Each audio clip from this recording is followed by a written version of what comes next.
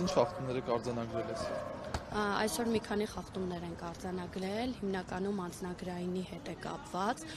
Նկատեցինք, որ մարդը եկել էր եւ իր համարն էր փնտրում։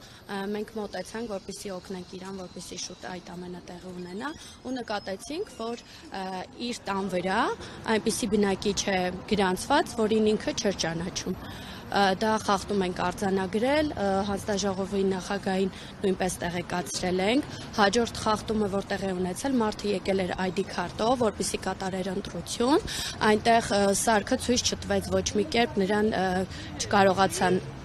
Այսինքն նույնականացման հետ կապված խնդիրը, ցուցակների հետ կապված մենք այնուհետև դուրս եկանք, ցուցակներով այդ մարդու անուն ազգանունը տեսանք, որ ինքը ցուցակների մեջ կար, բայց խնդիրը արձանագրվեց։ Մենք կարծեցինք, որ միգուցե անձնագրի հետ է կապված, նայեցինք ID քարտը, սակայն ժամկետի մեջ էր դա։ Խնդրել է հանձնաժողովի նախագահը, որպեսզի նա մոտենա կապույտ անձնագրով, արդեն մոտավորապես 2 ժամ անցել է, սակայն դեռ մարդը չի վերադարձել։ Մեկ այլ խնդրի մասին էստեղ լսեցինք, ինչքան նվաճիչ մահացած մարդու հետ կապված է։ Այո, այդ խնդիրը նույնպես արձանագրվել է։ Նկատել ենք, որ մարդ,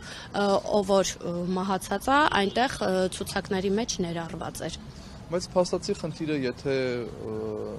ցուցակների հետ է կապված նման խնդիրները, անձնագրայինի հետ է կապված կարծես, ու այսօր փաստացի չի լուծվի այդ խնդիրը, հա։ Այսօր չի լուծվել։ Ստացված անձի մտահոգությունն էր, որ դա քվե է դառնալու այդ։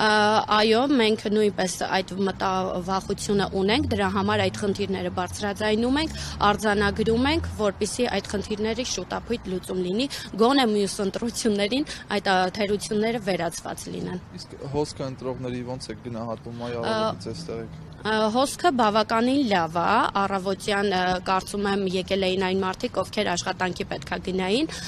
իսկ հիմա շատ նորմալ է ընթանում, մոտավորապես 100 ընտրող արդեն ընտրությունը կատարել է։